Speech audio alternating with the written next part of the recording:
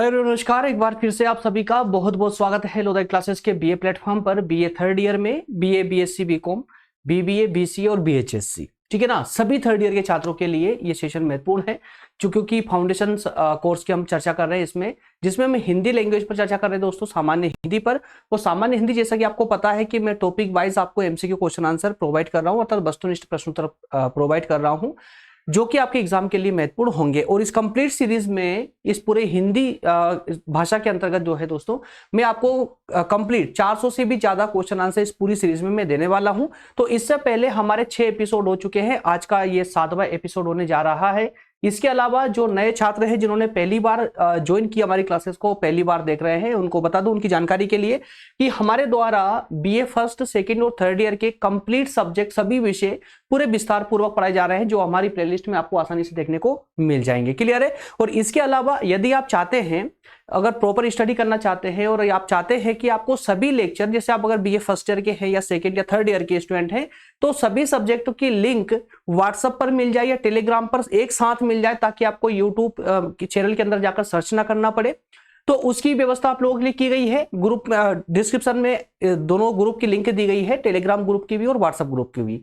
उन ग्रुप को जाकर के आप ज्वाइन कर लेंगे तो ग्रुप में आपको वहां पर एक साथ ही लिंक मिल जाएगी, लेक्चर की भी और नोट्स की भी, बिल्कुल फ्री ऑफ कॉस्ट, कोई चार्जेस नहीं है। आइए शुरू करते हैं आज का सेशन दोस्तों। आज का सेशन हम बात कर रहे हैं इकाई 3 में हम पहुंच चुके हैं। बीज शब्दों पर हम चर्चा करेंगे। लगभग 60 प्रश्नों पर हम चर्चा करने वाले हैं इस कंप्लीट आज के इस सेशन में, ठीक है ना। और इसी प्रकार से कंप्लीट सेशन मिलाकर के आप सभी एपिसोड को एक साथ देखते हो तो आपको 400 से ज्यादा प्रश्नोत्तर मिल जाते हैं। एग्जाम में इससे बाहर जाने की कोई संभावना नहीं रहती है। मतलब ये कि फाउंडेशन में अगर आप इस कंप्लीट सीरीज को कवर कर लेते हैं तो फिर इसके अलावा कहीं से और कुछ भी पढ़ने की आपको आवश्यकता नहीं रह जाती है। चलिए शुरू करते हैं, पहला क्वेश्चन लेते हैं। हमारा आज का पहला क्वेश्चन पूछता है कि अजंता और एलोरा की जो गुफाएं हैं, अजंता और एलोरा की जो गुफाएं हैं, इन गुफाओं में जो चित्रकारी की गई है या चित्रकला की गई है, ये किस वंश से संबंधित है? पल्लव वंश से, चालुक्य वंश से, पांड्य वंश से या राष्ट्रकूट वंश से? तो दोस्तों इसका राइट ऑप्शन होगा ऑप्शन ए या ऑप्शन आ करेक्ट हो जाएगा, क्योंकि एलोरा और अजंता की गुफाओं में जो चित्रकला की गई है वो चित्रकला पल्लव वंश से संबंधित है, इसलिए ऑप्शन ए करेक्ट हो जाएगा। अगला प्रश्न है, द्रुपद धमार की गायन शैली किसके द्वारा शुरू की गई थी? द्रुपद धमार की गायन शैली किसके द्वारा शुरू की गई थी? 4 ऑप्शन है, राजा मानसिंह तोमर के द्वारा, तानसेन के द्वारा या विष्णु दिगंबर पलुस्कर के द्वारा या अमीर खुसरो के द्वारा? दोस्तों इसका राइट ऑप्शन भी ए हो जाएगा, राजा मानसिंह तोमर के द्वारा ही जो है द्रुपद धमार की गायन शैली का प्रारंभ किया गया था। अगला प्रश्न लेते हैं, निम्न में से किस शास्त्रीय नृत्य का नाम उस गांव के नाम पर ही पड़ा, उस गांव के नाम पर पड़ा जिसका जन्म हुआ था? 4 ऑप्शन है, कुचिपुड़ी, कथकली, भरतनाट्यम या मोहिनीअट्टम? तो दोस्तों कुचिपुड़ी जो शास्त्रीय नृत्य दक्षिण भारत का, ये उस गांव के नाम पर ही पड़ा था, इसलिए इसका ऑप्शन ए करेक्ट हो जाएगा। ठीक है, अगला प्रश्न लेते हैं। प्रश्न नंबर 4 है, निम्न में से कौन उत्तर भारतीय मंदिर वास्तुकला की विशेषता नहीं है? यहां पर बताने की उत्तर भारत के मंदिरों की जो विशेषता है ना, उनकी बनावट की जो विशेषता है वो 2 भागों में, 2 हिस्सों में बांटी गई है। वैसे तो पहली तो आपको 3 वास्तुकला देखने को मिलेगी, उत्तर भारत की, मध्य भारत की और दक्षिण भारत की। लेकिन यहां पर पूछा जा रहा है, प्रश्न पूछ रहा है कि जो 4 ऑप्शन दिए गए हैं, शिखर, गर्भगृह, गोपुर और प्रदक्षिणा, इन चारों में से आपको यह बताना है कि इनमें से कौन सी कला है जो उत्तर भारत के मंदिरों में देखने को नहीं मिलती है या उनकी विशेषता नहीं है। तो दोस्तों शिखर उत्तर भारत के मंदिरों में देखने को मिलते हैं, गर्भगृह, प्रदक्षिणा ये सब देखने को मिलते हैं, लेकिन गोपुर देखने को नहीं मिलते हैं, क्योंकि गोपुर जो वास्तुकला है ये दक्षिण भारत के मंदिरों की वास्तुकला है। चलिए अगला प्रश्न लेते हैं। अगला प्रश्न है, सारे जहां से अच्छा जो गीत है किसके द्वारा तैयार किया गया था? रविंद्रनाथ टैगोर के द्वारा, जयदेव के द्वारा, मोहम्मद इकबाल के द्वारा या बंकिम चंद्र चट्टोपाध्याय के द्वारा? इसका राइट ऑप्शन होगा ऑप्शन सा करेक्ट होगा, ऑप्शन सा करेक्ट हो जाएगा। मोहम्मद इकबाल ने ही सारे जहां से अच्छा गीत तैयार किया था, गाया था। चलिए अगला प्रश्न लेते हैं। महाराष्ट्र के संगीत रंगमंच का प्रसिद्ध लोक रूप कौन सा है? महाराष्ट्र के संगीत रंगमंच का प्रसिद्ध लोक रूप, लोक रूप पूछा गया है। तो दोस्तों लोक रूप प्रसिद्ध जो महाराष्ट्र के संगीत रंगमंच का जो प्रसिद्ध लोक रूप है वो लावड़ी है। क्या है? लावड़ी।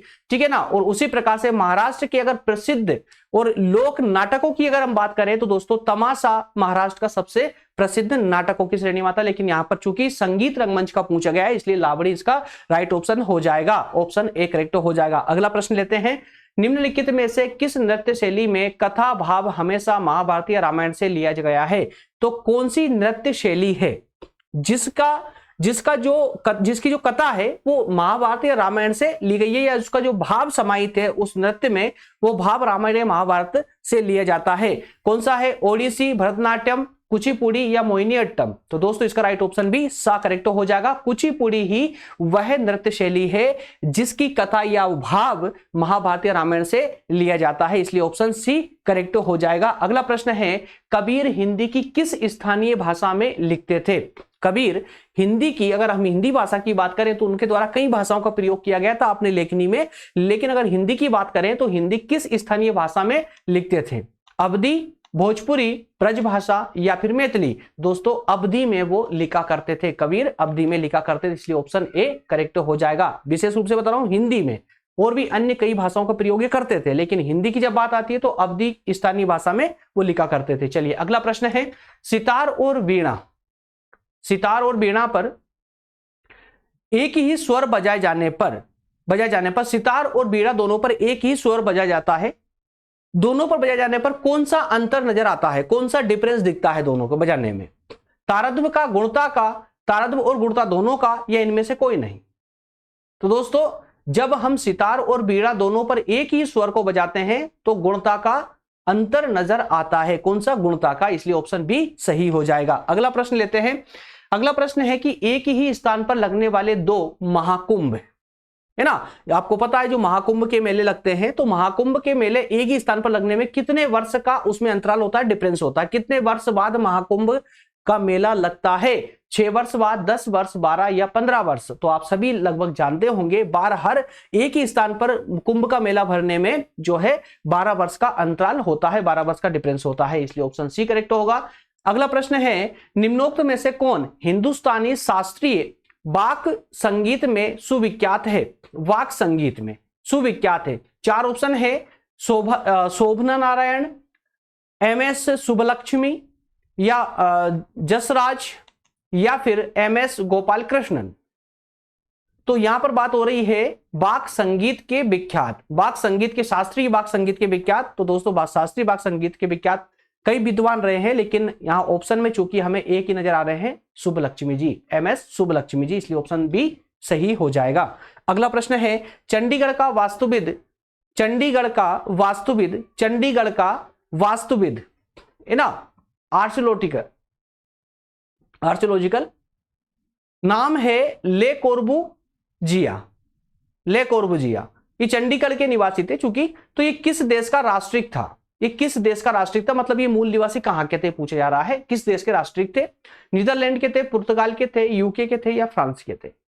तो ले कार्बुजिया जो है ये फ्रांस के थे। कहां के? फ्रांस के वास्तुविद थे, इसलिए ऑप्शन द करेक्ट हो जाएगा। अगला प्रश्न है, निम्न में प्रसिद्ध वायलिन वादक कौन है? 4 ऑप्शन है, पूछा जा रहा है कि इन चारों में प्रसिद्ध वायलिन वादक कौन है? तो वायलिन कौन बजाते थे? प्रसिद्ध कौन है? प्रोफेसर टी.एन. कृष्णन। ठीक है ना, याद रखिए, नाम याद रखिएगा। अगला प्रश्न है, पुष्कर मेले का आयोजन कहां होता है? पुष्कर मेले का आयोजन जोधपुर में होता है, अजमेर में होता है, जयपुर में या उदयपुर में? अब चूंकि ये सभी शहर कहां के हैं? राजस्थान के हैं, तो ये राजस्थान के अजमेर में जो है पुष्कर मेले का आयोजन किया जाता है, इसलिए ऑप्शन बी सही हो जाएगा। अगला प्रश्न है, यामिनी राय ने कला के किस क्षेत्र में नाम कमाया था? तो बेसिकली ना जो प्रश्न है वो है, यामिनी राय जो है ये किस कला या किस कला क्षेत्र में प्रसिद्ध थी? तो मूर्ति कला में, संगीत कला में, चित्रकला में, नाट्य कला में?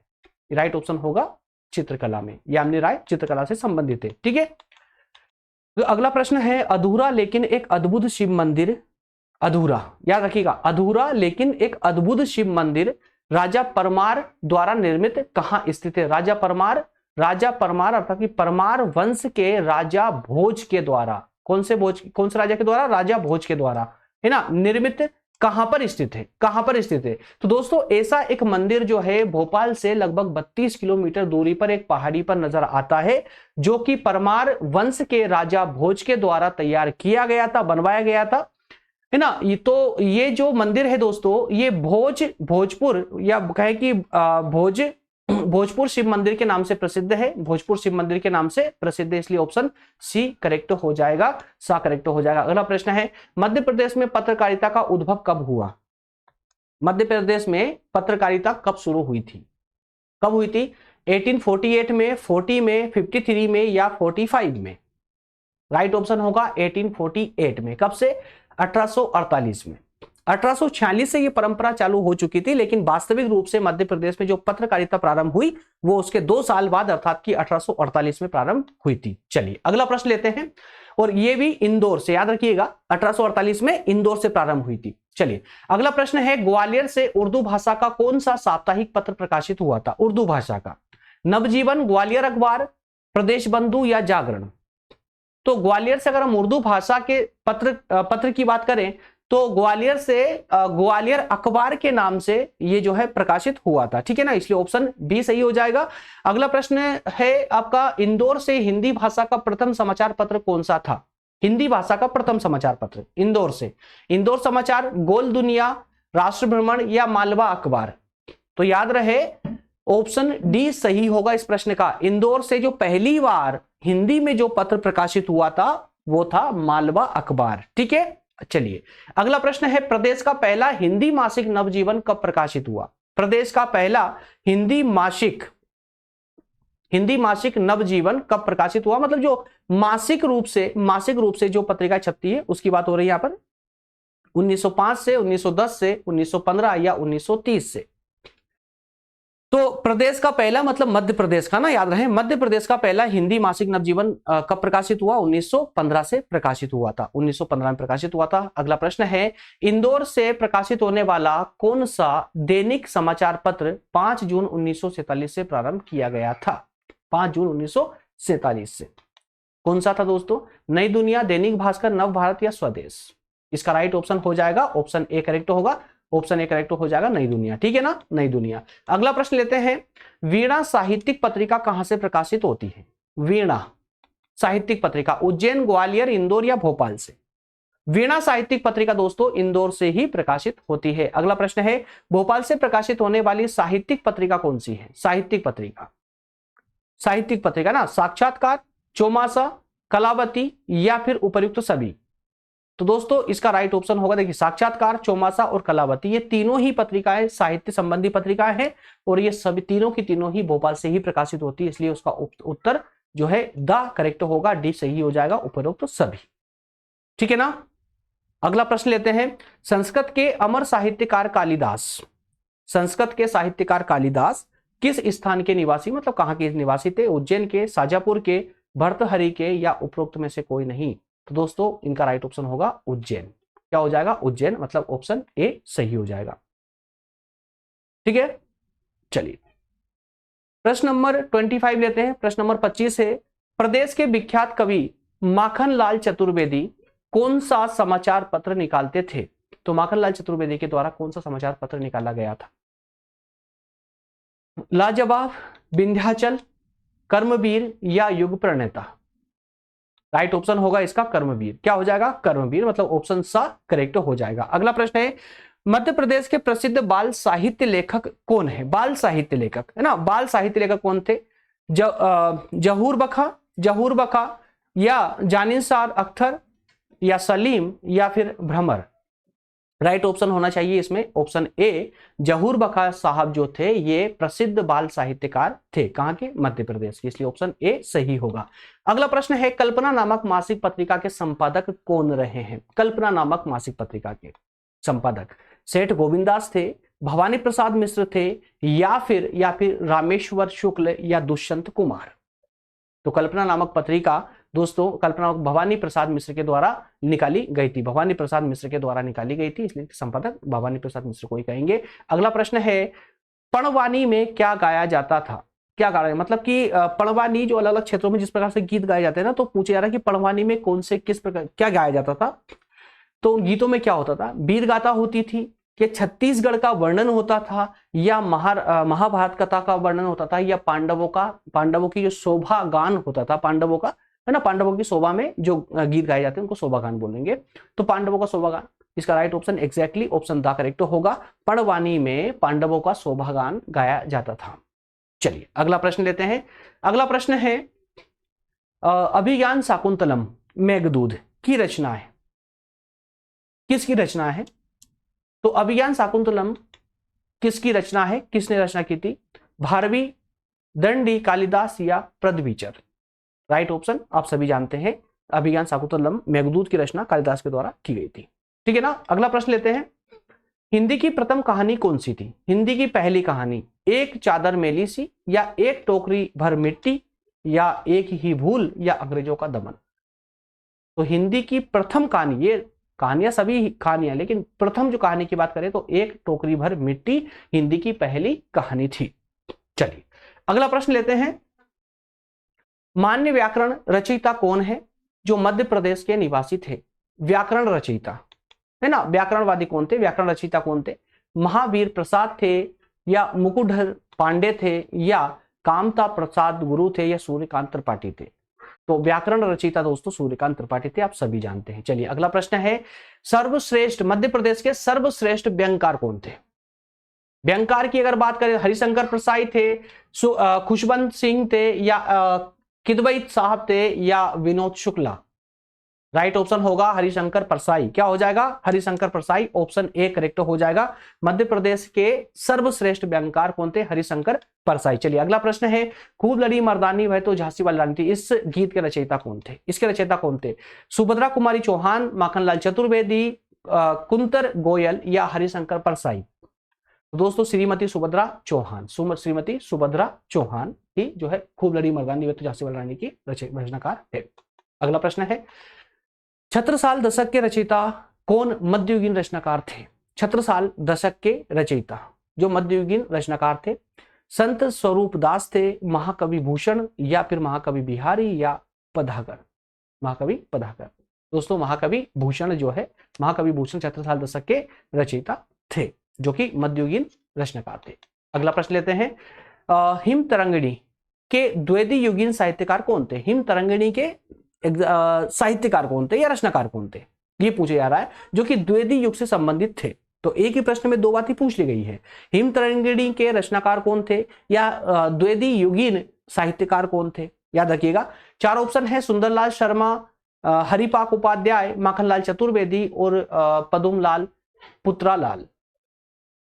राइट ऑप्शन हो जाएगा इसमें माखनलाल चतुर्वेदी। कौन थे? माखनलाल चतुर्वेदी हिम तरंगिणी के रचनाकार, जो कि द्विवेदी युग के रचनाकार थे। अगला प्रश्न है, समाज में जो सुविधाएं और अवसर हम अपने लिए चाहते हैं, ध्यान सुनिएगा प्रश्न, एक कॉमन सेंस वाला प्रश्न है।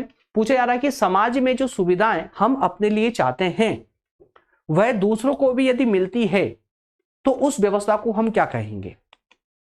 पूर्वाग्रह कहेंगे, असमानता कहेंगे, या फिर भेदभाव कहेंगे, या सामाजिक न्याय कहेंगे? ध्यान से रखिएगा, सरकार अगर हमें कोई सुविधा प्रोवाइड करती है और वही सुविधा जो हमको मिल रही है वो सबको मिलती हो तो उसे हम क्या कहेंगे दोस्तों? तो हम उसे कहेंगे सामाजिक न्याय। क्या कहेंगे? सामाजिक न्याय, क्योंकि सभी इस सुविधाओं का प्रयोग कर रहे हैं, लाभ उठा रहे हैं जो हम उठा रहे हैं। ठीक है ना, सामाजिक न्याय कहलाएगा। अगला प्रश्न लेते हैं।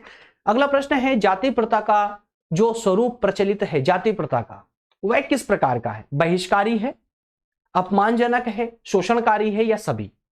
तो एग्जैक्टली जाति प्रथा का जो स्वरूप आज भी प्रचलित है कहीं कहीं किसी न किसी रूप में, बहिष्कारी तो है ही, साथ ही साथ अपमानजनक भी है और शोषणकारी भी है, जो शोषण करता है निम्न वर्ग के लोगों के साथ में। इसलिए इसका ऑप्शन डी करेक्ट हो जाएगा, उपरोक्त तो सभी इसका राइट आंसर हो जाएगा।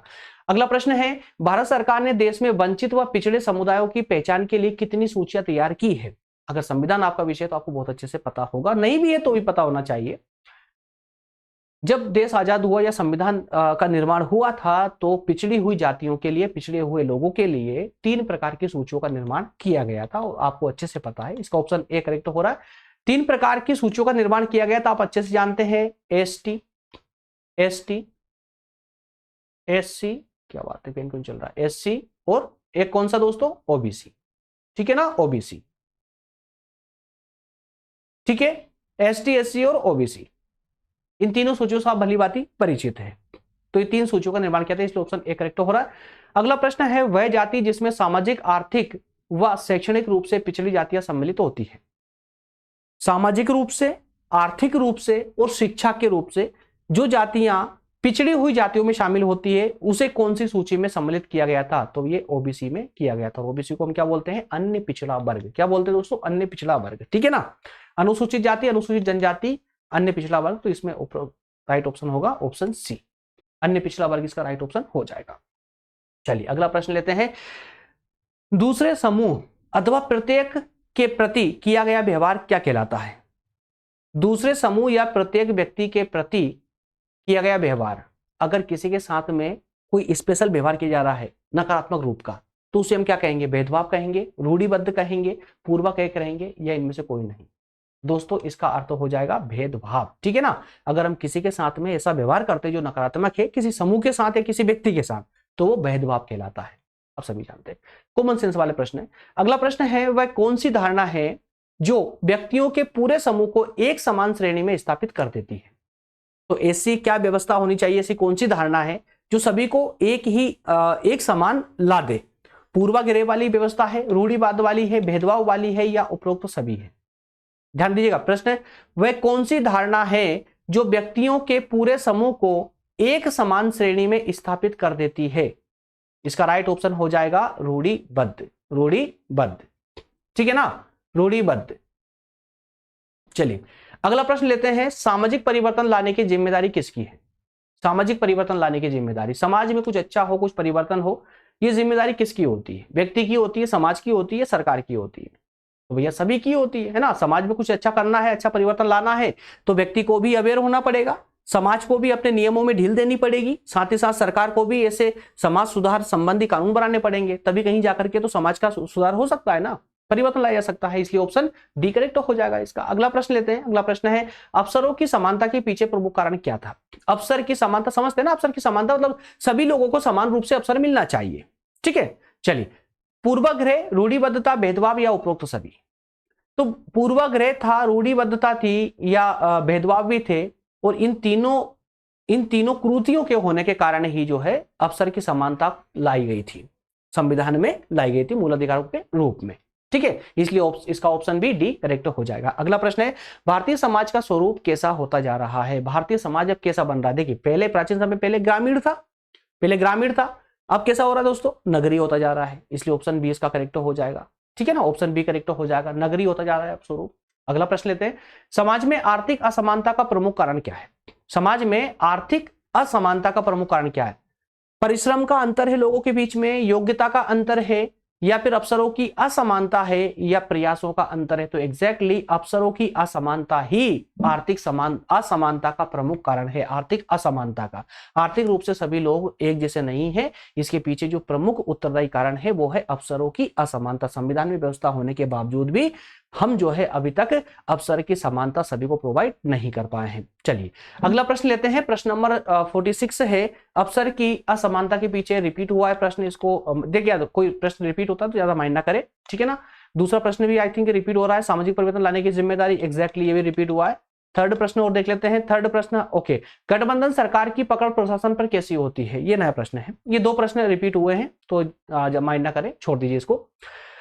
प्रश्न नंबर 48 है, गठबंधन सरकार की पकड़ प्रशासन पर कैसी होती? जो गठबंधन मतलब कि विभिन्न दलों के लोग नेता मिलकर के जब एक सरकार बनाते हैं, है ना, तो उसकी प्रशासन पर पकड़ कैसी होती? तो बेसिक सी बात है, ढीली होती है। कोई अगर एक दल शासन मतलब सरकार बनाता है ना, तो उसकी पकड़ मजबूत होती है, जैसे कि वर्तमान सरकार है ना, उसकी पकड़ मजबूत है। लेकिन अगर गठबंधन की सरकार आती है, अर्थात कि कई सारे दल जीत करके एक साथ मिल करके और फिर अगर वो सरकार बनाते हैं, तो शासन पर उसकी पकड़ बहुत ढीली होती है, इसलिए ऑप्शन डी करेक्ट हो जाएगा, ढीली, ठीक है ना। अगला प्रश्न है, दुनिया के देशों में लोकतांत्रिक व्यवस्था आज भी नहीं है। तो दुनिया के कितने देशों में? तो दोस्तों लगभग दुनिया की बात करें ना, तो लगभग सभी देशों में आज लोकतंत्र की व्यवस्था स्थापित की गई है, लेकिन फिर भी दुनिया में लगभग 40, जहां तक मुझे याद है 45 से लेकर 50 या 50 के समथिंग तक, ज्यादा डिफरेंस नहीं है, 45 से 50 मतलब 45 से 50 देशों के समथिंग इतने देश हैं आज भी जहां पर लोकतंत्र की व्यवस्था स्थापित नहीं है ना। इसलिए ऑप्शन एक तिहाई सही, एक तिहाई या एक चौथाई भी लगा सकते हो आप, एक चौथाई भी लगा सकते हो। एक चौथाई देखते हैं, हाँ एक चौथाई आ रहा है। एक तिहाई या एक चौथाई है ना देश ऐसे हैं आज भी दुनिया में जहां पर लोकतंत्र स्थापित नहीं है।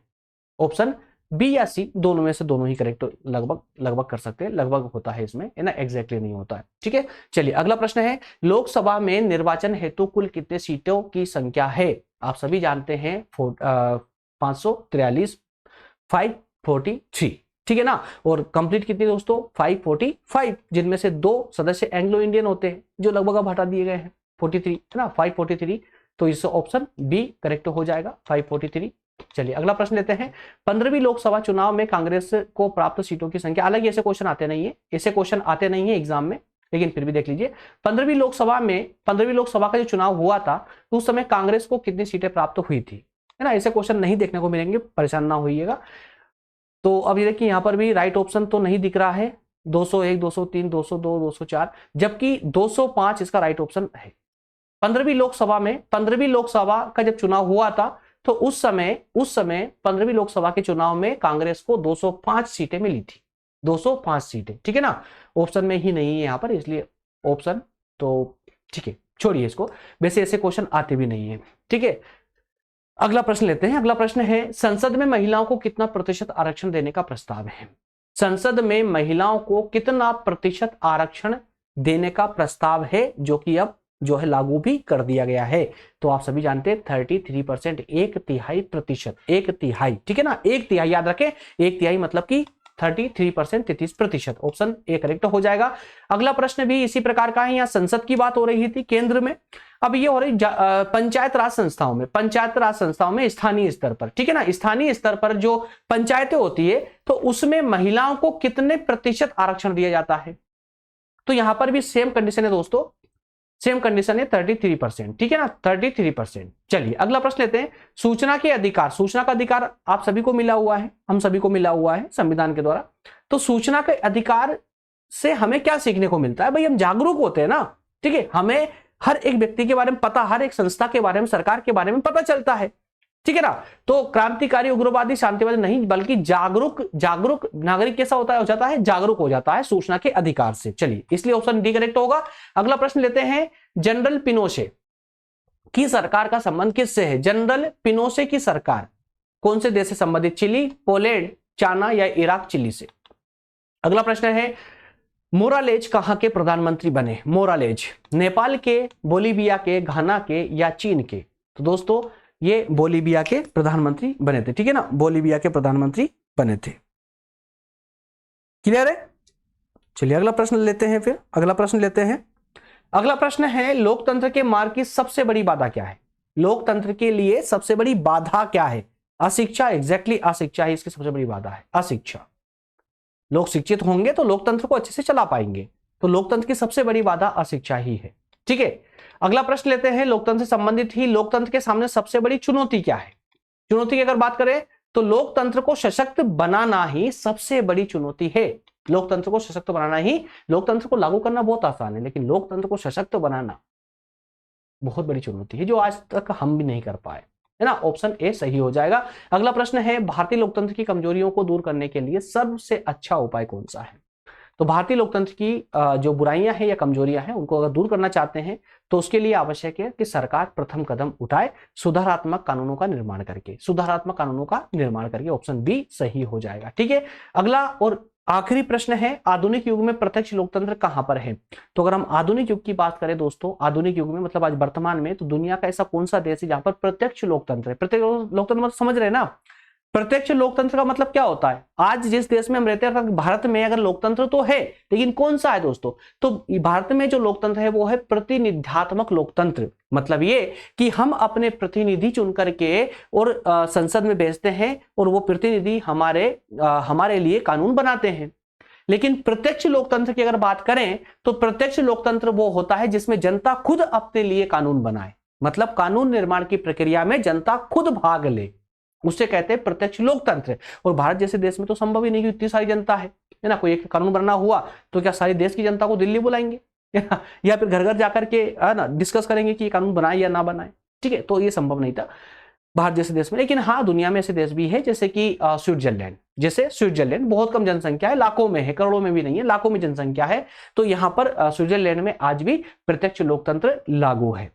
क्लियर दोस्तों, इसी के साथ में हमारा आज का एपिसोड होता है कंप्लीट। और नेक्स्ट एपिसोड में, एपिसोड नंबर 8 में हम इसके अगले पड़ाव की बात करेंगे, जिसमें और कुछ महत्वपूर्ण एग्जाम के दृष्टिकोण से महत्वपूर्ण प्रश्न उत्तरों पर डिस्कस करेंगे। इसी कहानी को अर्थात इस सब्जेक्ट को आगे बढ़ाते हुए, इस सीरीज को आगे बढ़ाते हुए। क्लियर है दोस्तों। जाने से पहले जो नए स्टूडेंट है मेरे, उनको मैं बताते चलूं कि टेलीग्राम और व्हाट्सएप ग्रुप की लिंक आपको डिस्क्रिप्शन में दी गई है, जो पूरी तरह से अभी तक फ्री ऑफ कॉस्ट है। कोई चार्जेस आपसे अभी नहीं लिया जा रहा है। सभी लेक्चर, सभी नोट्स बिल्कुल फ्री ऑफ कॉस्ट है, जो आप हमारे टेलीग्राम और व्हाट्सएप ग्रुप से ला करके और जो वहां पर जाकर उसका लाभ उठा सकते हैं, अपनी एग्जाम की तैयारी अच्छे से कर सकते हैं। क्लियर है? ओके फ्रेंड्स, मिलते हैं नेक्स्ट सेशन में। तब तक आप सभी का बहुत बहुत धन्यवाद। Thank you so much.